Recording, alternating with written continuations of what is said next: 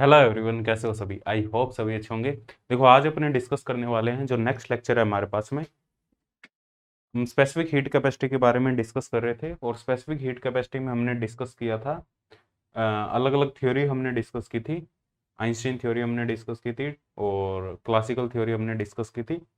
तो next theory जो है वो अपने डिस्कस करने जा रहे हैं, दैट इज नेक्स्ट थ्योरी हमारे पास में है डिबाई थ्योरी।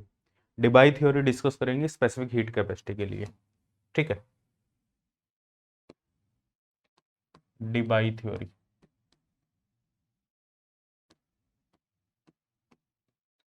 डिबाई थ्योरी की बात करें, देखो इसमें क्या कंसीडर किया गया। जैसे हमने specific heat capacity Einstein theory discuss की थी, आइंस्टीन क्लासिकल थ्योरी हमने डिस्कस किया था। क्लासिकल थ्योरी में ये कहा गया था कि जो लैटिस पॉइंट है, जो लैटिस एटम है क्रिस्टल के अंदर, सॉलिड के अंदर, वो उनको क्लासिकल हार्मोनिक ऑसिलेटर कंसीडर किया गया था।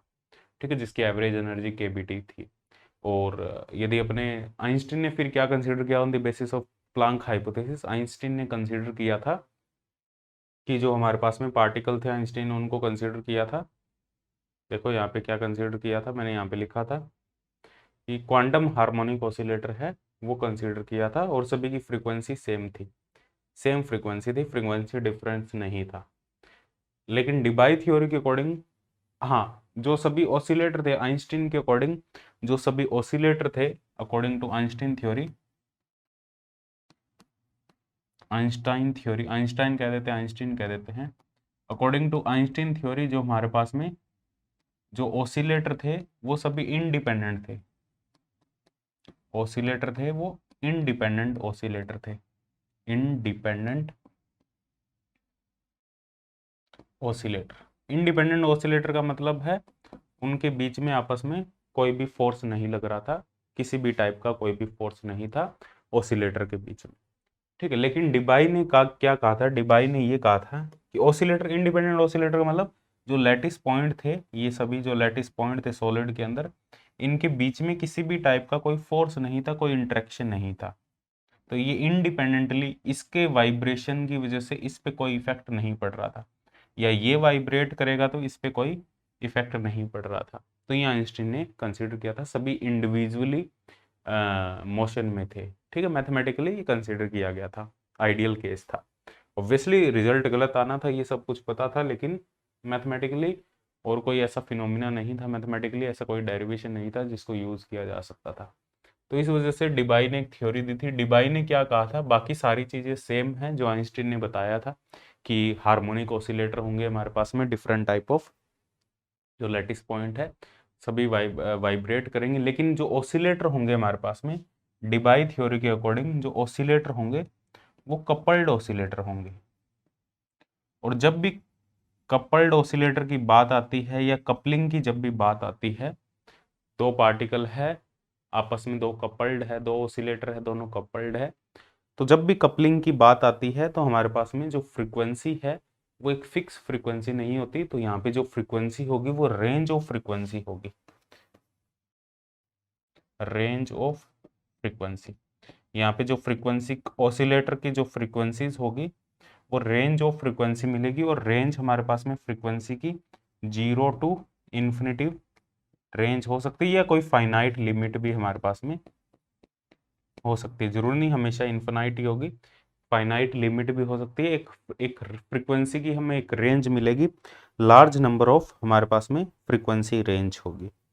ठीक है, फ्रीक्वेंसी रेंज है इस वजह से, और ये कपल्ड ऑसिलेटर इस वजह से। यहाँ पे एक इंपॉर्टेंट पॉइंट और है कि जो हमारे पास में ऑसिलेटर होंगे, यहाँ पे हमें डिफरेंट टाइप ऑफ मोड्स देखने को मिलेंगे, डिफरेंट टाइप ऑफ मोड्स हमें, फ्रीक्वेंसी मोड्स हमें देखने को मिलेंगी। और ये जो मोड है ये किस वजह से आते हैं, different type of frequency mode किस वजह से आते हैं, ये कपलिंग की वजह से आते हैं। यदि कपलिंग नहीं है तो मोड देखने को नहीं मिलेंगे। तो कपलिंग की वजह से डिफरेंट टाइप ऑफ मोड हमें देखने को मिलेंगे। जैसे वाइब्रेशनल मोड होते हैं डिफरेंट टाइप के, इनको वाइब्रेशनल मोड्स भी कह देते हैं अपने। Different type of vibrational mode हमें देखने को मिलेंगे, क्योंकि एक फ्रीक्वेंसी रेंज है, कपलिंग है, कपलिंग की वजह से डिफरेंट टाइप ऑफ मोड्स हमें देखने को मिलेंगे। जैसे जैसे सिंपल इसको ऐसे समझ सकते हो कि ये थोड़ा सा तुम्हें कंफ्यूजिंग लग रहा होगा भी कैसे डिफरेंट टाइप ऑफ मोड देखने को मिलते हैं।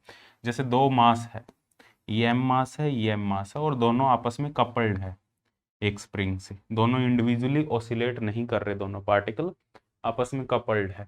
कपल्ड है तो यहाँ पे डिफरेंट टाइप ऑफ मोड्स हो सकते हैं जिन मोड में ये ऑसिलेट कर सकते हैं। कौन कौन से मोड हो सकते हैं? या तो दोनों इस डायरेक्शन में मूव कर सकते हैं, या दोनों इस पर्टिकुलर डायरेक्शन में मूव कर सकते हैं, या दोनों, ये हमारे पास में एक पर्टिकुलर मोड हो जाएगा। दूसरा मोड क्या हो सकता है हमारे पास में? या तो दोनों एक दूसरे के पास आ सकते हैं, या दोनों एक दूसरे से दूर जा सकते हैं। ये दूसरा टाइप का हमारे पास में मोड हो जाएगा। तो कितने टाइप के वाइब्रेशन पॉसिबल हो सकते हैं, उनको अपने यहाँ पे मोड कह रहे हैं। ठीक है, तो यहाँ पे भी हमारे पास में डिफरेंट टाइप के मोड्स हो सकते हैं। ठीक है, मोड ये किस वजह से होंगे? कपलिंग की वजह से होंगे। और हमारे पास में जो डेंसिटी ऑफ मोड्स होगी, डेंसिटी ऑफ मोड की अपने बात करेंगे, जो डिबाई ने यहाँ पे कैलकुलेट किया था। मैथमेटिकली अपने प्रूफ नहीं करेंगे, डायरेक्ट मैं रिजल्ट लिखूंगा यहाँ पे। जो डेंसिटी ऑफ मोड होगा हमारे पास में, एक सेकेंड,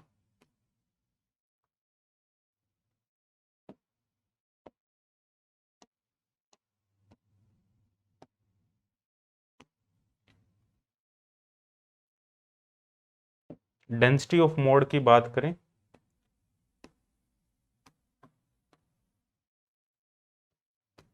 डेंसिटी ऑफ मोड जो डिबाई ने कैलकुलेट किया था, density of mode, different type के हमारे पास में डेंसिटी ऑफ मोड्स होंगे। जो मैथमेटिकल रिजल्ट है डेंसिटी ऑफ मोड का, डेंसिटी ऑफ मोड का मतलब है number of mode per unit in frequency range D mu, number of mode in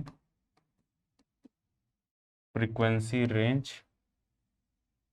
D mu कह सकते हैं, या पर यूनिट फ्रीक्वेंसी रेंज भी, पर यूनिट फ्रीक्वेंसी रेंज भी कह सकते हैं, number of mode per unit frequency range. ये भी अपने इस टाइप से भी इसको रिप्रेजेंट कर सकते हैं। जैसे हमारे पास में डेंसिटी ऑफ स्टेट होता है, डेंसिटी ऑफ स्टेट होता है number of energy level per unit energy. ठीक है, नंबर ऑफ एनर्जी लेवल्स कितने हैं पर यूनिट एनर्जी, उसी टाइप से नंबर ऑफ मोड कितने होंगे पर यूनिट फ्रीक्वेंसी रेंज। इसको रिप्रेजेंट करते हैं डी म्यू, डी म्यू से, म्यू यहाँ पे फ्रीक्वेंसी, और इसका जो फॉर्मूला डिबाई ने कैलकुलेट किया था 3 डायमेंशन में, 4 pi V upon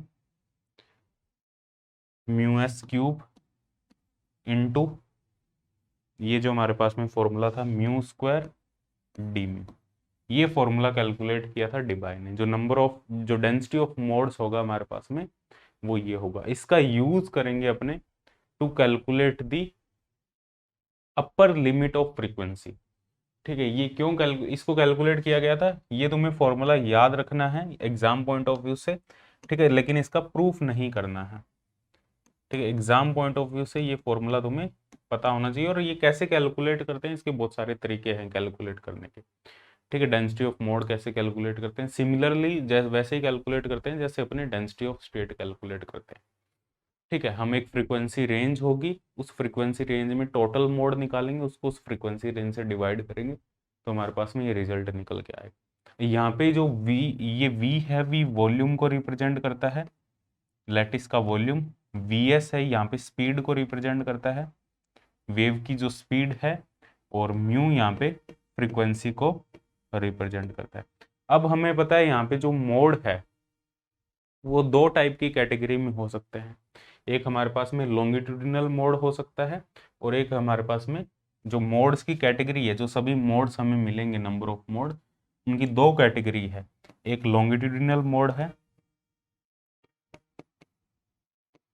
longitudinal mode, और जो दूसरा टाइप का मोड है हमारे पास में वो है ट्रांसवर्स मोड। और दोनों की अलग अलग वेलोसिटी है। लॉन्गिट्यूडिनल मोड की वेलोसिटी अलग है, ट्रांसवर्स मोड की वेलोसिटी अलग है। लॉन्गिट्यूडिनल मोड एक ही टाइप का होगा, ट्रांसवर्स मोड हमारे पास में दो टाइप के होंगे। ठीक है, तो यहाँ पे जो वेलोसिटी की जगह हमारे पास में फॉर्मूला, जो डेंसिटी ऑफ मोड्स आएगा हमारे पास में, वो आएगा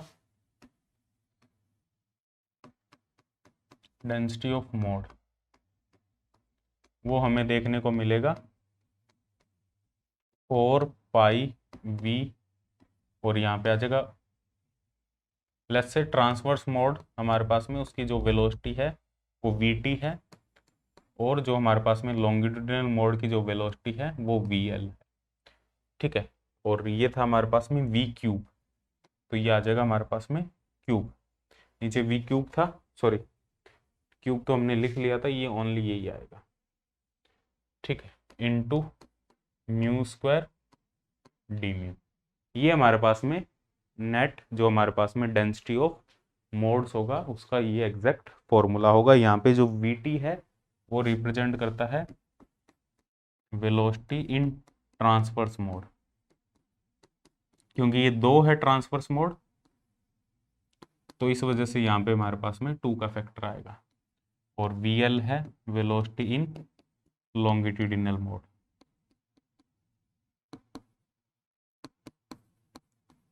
ठीक है, तो ये हमारे पास में है डेंसिटी ऑफ मोड। अब इन डेंसिटी ऑफ मोड्स का अपने यूज करके अपने अपर लिमिट कैलकुलेट कर सकते हैं। फ्रीक्वेंसी की जो अपर लिमिट है हमारे पास में, जिसको डिबाई फ्रीक्वेंसी भी अपने कहेंगे, फ्रीक्वेंसी की मैक्सिमम रेंज क्या हो सकती है, अपर लिमिट ऑफ फ्रीक्वेंसी। ठीक है, हमें बेसिकली कैलकुलेट क्या करना है, specific heat capacity. Specific heat capacity calculate करने के लिए हमें सबसे पहले कैलकुलेट करना पड़ेगा एवरेज एनर्जी, और एवरेज एनर्जी कैलकुलेट करने के लिए हमें क्योंकि जो एनर्जी होगी वो भी फ्रीक्वेंसी डिपेंडेंट होगी। यदि एनर्जी फ्रीक्वेंसी डिपेंडेंट है तो जब एवरेज एनर्जी कैलकुलेट करेंगे तो उस फ्रीक्वेंसी की लिमिट क्या लेंगे, क्योंकि हमें तो नहीं पता भाई what is Debye frequency, maximum frequency, frequency की रेंज क्या है। हमने कहा था ना कपल्ड ऑसिलेटर में यहाँ पे फ्रीक्वेंसी की एक रेंज देखने को मिलेगी हमें। ठीक है, सभी टाइप की यहाँ पे फ्रीक्वेंसी हमें देखने को मिलेगी, लेकिन वो फ्रीक्वेंसी हमें नहीं पता कि उस फ्रीक्वेंसी की क्या वैल्यू है, तो अपने इस कॉन्सेप्ट का यूज करके उस फ्रीक्वेंसी की वैल्यू कैलकुलेट कर रहे हैं। तो लेकिन इसके लिए हमें टोटल नंबर ऑफ मोड्स की वैल्यू हमें पता होनी चाहिए। टोटल नंबर ऑफ मोड्स की यदि बात करें, total number of modes, total number of modes, total number of modes की बात करें तो टोटल नंबर ऑफ मोड्स होंगे हमारे पास में, इसको इंटीग्रेट कर देंगे और फ्रीक्वेंसी की जो लिमिट है 0 से म्यू डी कर देंगे। ठीक है, ये म्यू डी है जो अपर लिमिट है फ्रीक्वेंसी की। और टोटल नंबर ऑफ मोड्स हमें ऑलरेडी पता है कि total number of possible modes कितने होंगे, ये होंगे यदि हमारे पास में n पार्टिकल है और एक पार्टिकल हमारे पास में n पार्टिकल है, एक पार्टिकल एसोसिएटेड है 3 मोड के साथ में, जो टोटल नंबर ऑफ मोड्स होंगे हमारे पास में वो 3n होंगे। ये हमें पहले से इंफॉर्मेशन है, तो इसका यूज करके अपने Vd की वैल्यू यहाँ पे कैलकुलेट कर लेंगे। तो जस्ट क्या करना है, 4 pi V 2 by V T cube plus 1 by V L cube mu square D mu 0 to mu D equal to 3n। ठीक है, तो ये हमारे पास में फॉर्मूला यहाँ पे आ जाएगा म्यू डी क्यूब बाय 3। ठीक है, 3n बाय 4 पाई वी, और ये आ जाएगा 2 by V T cube plus 1 by V L cube. ठीक है, तो ये आ जाएगा वी डी कितना आ जाएगा, जो फ्रीक्वेंसी है upper limit of frequency, upper limit of frequency आ जाएगी 9n 4 पाई वी की power 2 by V T cube V L cube की पावर 1/3 की पावर 1/3, यहाँ से 3 हटा दो। तो ये हमारे पास में फ्रीक्वेंसी की अपर लिमिट होगी, अपर लिमिट ऑफ फ्रीक्वेंसी, जिसको अपने डिबाई फ्रीक्वेंसी भी कह देते हैं। ये फॉर्मूला भी तुम्हें पता होना चाहिए, डिबाई फ्रीक्वेंसी। और कई बार अपने वी टी और वी एल की वैल्यू कई बार सेम कंसीडर कर लेते हैं, इसको वी एस कंसिडर कर लेते हैं, तो डिबाई फ्रीक्वेंसी क्या होगी हमारे पास में, यदि हम कंसीडर करें वी टी और वी एल, इसको कई बार सेम कंसिडर कर लिया जाता है वी एस, तो हमारे पास में डिबाई जो फ्रीक्वेंसी होगी वो होगा हमारे पास में 9n/4 pi V, 4 pi V volume है की पावर 1/3, और ये होगा हमारे पास में 2 + 1 3/Vs की क्यूब की पावर 1/3, तो ये आ जाएगा 3n/4 पाई वी की पावर 1/3 और 3 की पावर 1/3, और ये आ जाएगा Vs। ठीक है, ये आ जाएगा हमारे पास में, तो ये आ जाएगा 3 × 3 की पावर 1/3। एक सेकेंड रुको, मैंने गलत कर दिया यहाँ पे, 9 के ये आएगा हमारे पास में, यहाँ पे 3 नहीं आएगा, ये यहाँ पे 3 नहीं आएगा,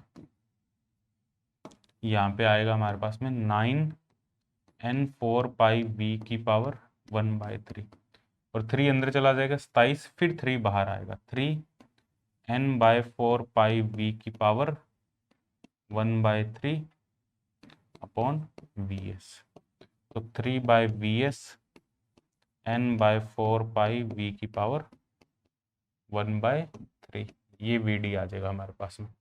तो इस टाइप से अपने कैलकुलेट कर सकते हैं। तो ये हमारे पास में होगा जो Vd की वैल्यू होगी हमारे पास में। ठीक है, यहाँ पे हमारे पास में, यहाँ पे -1/3 था। ठीक है, उल्टा कर दिया हमने यहाँ पे हमारे पास में था, ये जो टर्म थी ये नीचे चली गई थी, तो ये नीचे जाके ये दोबारा ऊपर आएगी, तो ये -1/3 होगा भाई, यहाँ पे -1/3 होगा, यहाँ पे -1/3 होगा। ठीक है, इसको करेक्ट कर लेना, तो 9n/4 पाई वी × 3 की पावर 1/3। ठीक है, -1/3 है, नीचे चला जाएगा, और ये Vs की पावर भी -1 होगा, तो Vs ऊपर आ जाएगा। ये फ्रीक्वेंसी होगी हमारे पास, अपर लिमिट होगी फ्रीक्वेंसी की। ठीक है, इसको कैलकुलेट कर लेना। क्लियर है? हाँ ठीक है, यही रिजल्ट आएगा। क्लियर है? और अपने डेंसिटी ऑफ स्टेट का यदि अपने ग्राफ प्लॉट करें विद रिस्पेक्ट टू फ्रीक्वेंसी, तो हमारे पास में डेंसिटी ऑफ स्टेट का जो ग्राफ होगा विद रिस्पेक्ट टू फ्रीक्वेंसी वो ये होगा, डी म्यू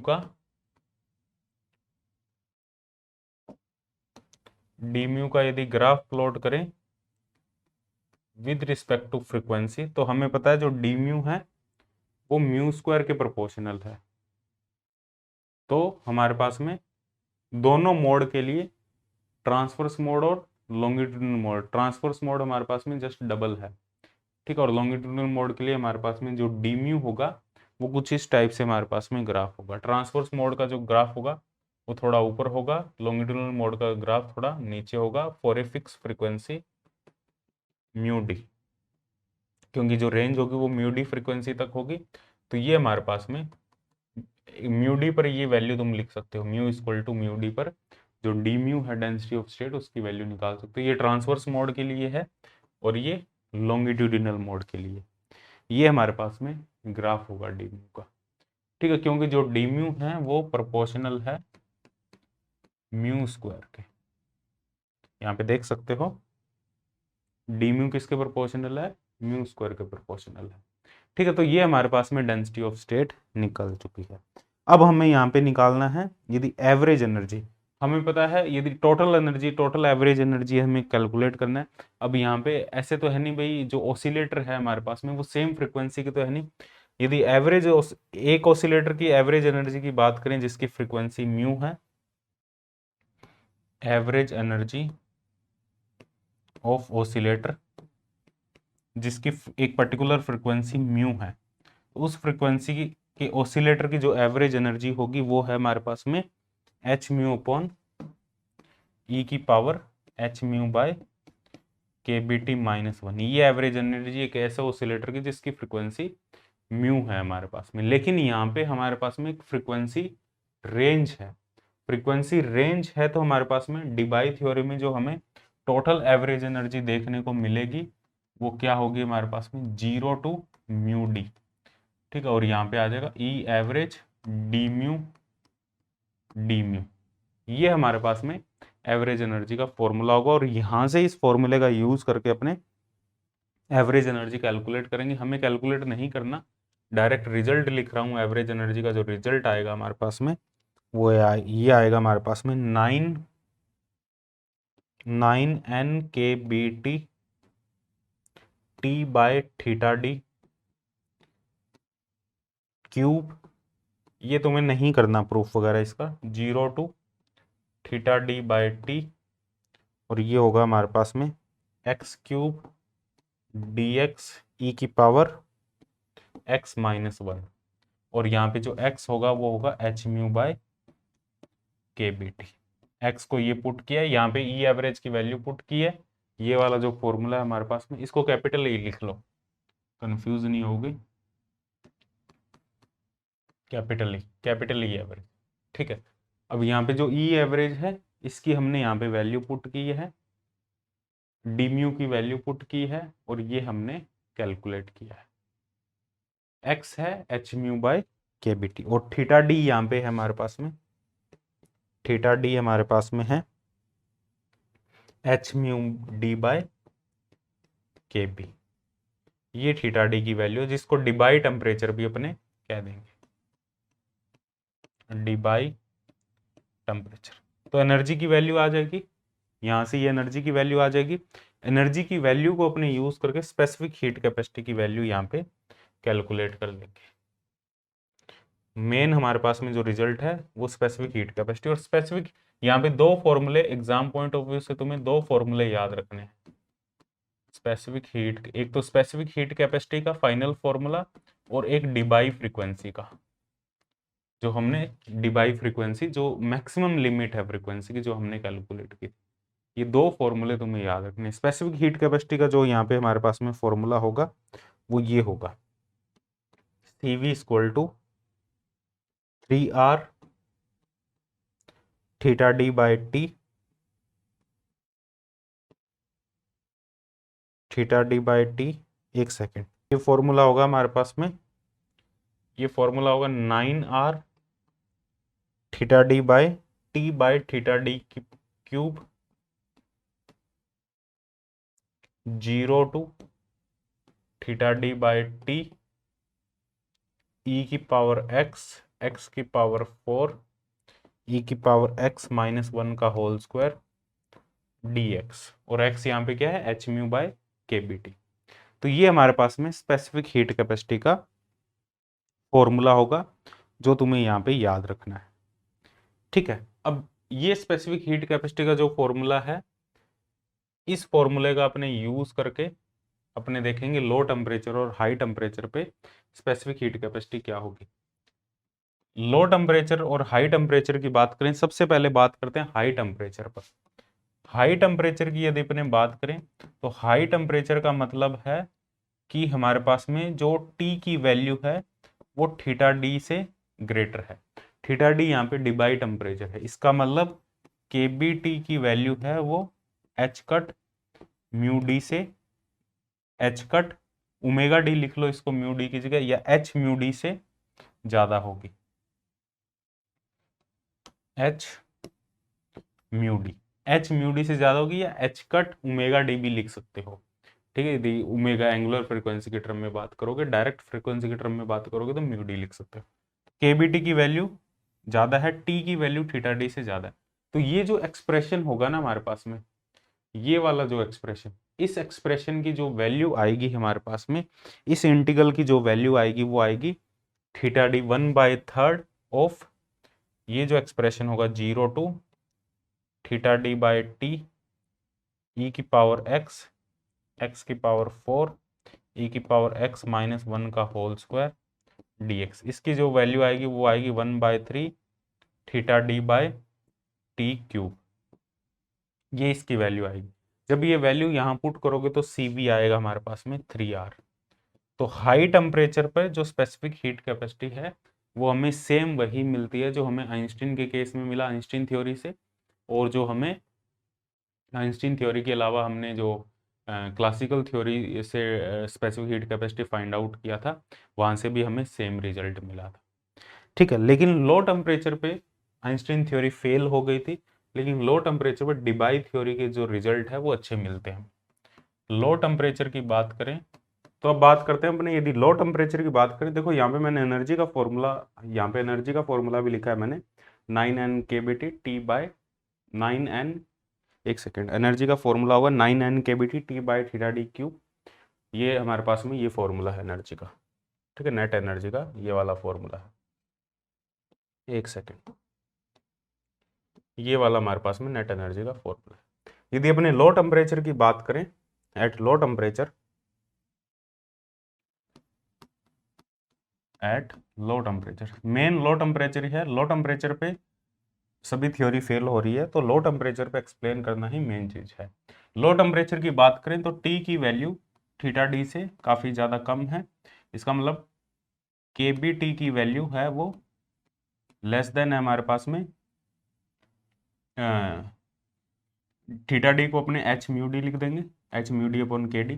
तो ये हमारे पास में कंडीशन है लो टेम्परेचर के लिए, ठीक है। और लो टेम्परेचर पे जो एनर्जी होगी हमारे पास में, नेट एनर्जी एवरेज होगी 9n kBT T bye theta D cube, और साथ में होगा हमारे पास में ये फॉर्मूला होगा ई की पावर, एनर्जी का फॉर्मूला होगा ई की power x, sorry x cube D x ई की power x minus one, x cube D x a की पावर एक्स माइनस वन, जो हमने यहाँ पे एनर्जी का फॉर्मूला लिखा है, ये वाला एनर्जी का फॉर्मूला। अब इसकी जो वैल्यू होगी लो टेम्परेचर पर इस फॉर्मूले की, वो होगी पाई की पावर 4/15, तो एनर्जी आ जाएगी हमारे पास में 9n kBT T bye theta D cube, और ये आ जाएगा हमारे पास में पाई की पावर 4/15, ये एनर्जी आ जाएगी। स्पेसिफिक हीट कैपेसिटी की बात करेंगे तो स्पेसिफिक हीट कैपेसिटी होगी हमारे पास में D by D T of average energy, ठीक है, ये स्पेसिफिक हीट कैपेसिटी का फॉर्मूला होगा। तो यहाँ से क्या आ जाएगा 9n kBT, sorry 9n kB बाहर निकाल लो, पाई की पावर 4/15 बाहर निकाल लिया, 1/थीटा डी क्यूब बाहर निकाल लिया, और टी की पावर 4 अंदर रह जाएगा हमारे पास में, तो टी की पावर 4 का हो जाएगा 4t क्यूब, ठीक है। तो ये आ जाएगा हमारे पास में, यहाँ 4 है 15 है, तो ये आ जाएगा 12n kB t by theta D cube upon into pi की पावर 4/5, ये हमारे पास में आंसर आ जाएगा, ठीक है, क्योंकि यहाँ पे 3 से इसको 3, ये 5 आ जाएगा, 3 × 4 12 आ जाएगा हमारे पास। तो ये हमारे पास में स्पेसिफिक हीट कैपेसिटी का फॉर्मूला होगा लो टेम्परेचर पे, और यहाँ पे देख सकते हो लो टेम्परेचर पे जो स्पेसिफिक हीट कैपेसिटी है वो टी क्यूब के प्रोपोर्शनली, ये सिर्फ लैटिस की अपने बात कर रहे हैं, लैटिस कंट्रीब्यूशन की बात कर रहे हैं स्पेसिफिक हीट कैपेसिटी में, हमने अभी इलेक्ट्रॉनों की कंट्रीब्यूशन की बात नहीं की। इनमें से कोई भी थ्योरी इलेक्ट्रॉनिक स्पेसिफिक हीट के बारे में कोई भी इंफॉर्मेशन नहीं देती है, जो भी हमने अभी तक थ्योरी डिस्कस की है। तो ये तीनों थ्योरी थी हमारे पास में। डिबाई थ्योरी की बात करें तो जो डिबाई थ्योरी है वो भी इंफॉर्मेशन नहीं देती है इलेक्ट्रॉनिक स्पेसिफिक हीट कैपेसिटी का। अब लैटिस के अंदर अपने लैटिस की बात करें तो लैटिस में हमारे पास में, लैटिस स्ट्रक्चर की बात करें तो लैटिस स्ट्रक्चर में हमारे पास में एटम भी होंगे और हमारे पास में इलेक्ट्रॉन भी होंगे। तो इलेक्ट्रॉन की वजह, एटम की वजह से जो स्पेसिफिक हीट कैपेसिटी है उसके बारे में इंफॉर्मेशन ये तीनों थ्योरी देती है, लेकिन कुछ थ्योरी कम इंफॉर्मेशन देती है, लेकिन सिर्फ एटम के बारे में बात करते हैं। इलेक्ट्रॉन की वजह से स्पेसिफिक हीट कैपेसिटी है उसके बारे में, specific heat capacity due two electron, इसके बारे में इनमें से कोई भी थ्योरी बात नहीं करती है, ये इसको एक्सप्लेन नहीं करती है, ठीक है, तीनों में से कोई भी theory.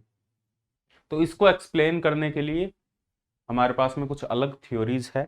Electronic specific heat capacity को एक्सप्लेन करने के लिए बहुत सारी थ्योरीज है जो कुछ डिफरेंट रिजल्ट भी देती है, जरूरी नहीं सिर्फ स्पेसिफिक हीट कैपेसिटी को ही हमें देखना है।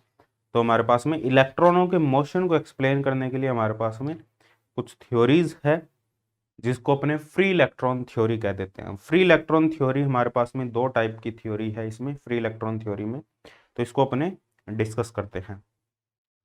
तो बात करते हैं फ्री इलेक्ट्रॉन थ्योरी की। नेक्स्ट हमारे पास में है